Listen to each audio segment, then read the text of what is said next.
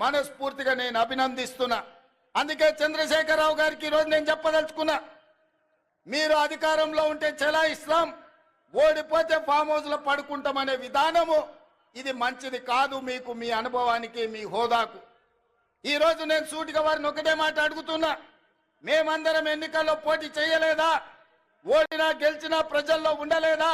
ఒక్కసారి కాదు 2 సార్లు మీరు గెలిచినారు, మేము ఓడినాం. మీరు ముఖ్యమంత్రిగా ఉన్నప్పుడు ప్రధాన ప్రతిపక్ష నాయకుడిగా పెద్దలు జానారెడ్డి గారు నిరంతరం ప్రజల మధ్యలో ఉండి శాసనసభలో పాలక పక్షానికి సలహాలు సూచనలు ఇస్తూ ప్రభుత్వం చేసే తప్పిదాల మీద వారు సూటిగా పదునుగా ప్రభుత్వాన్ని నిలదీశారు.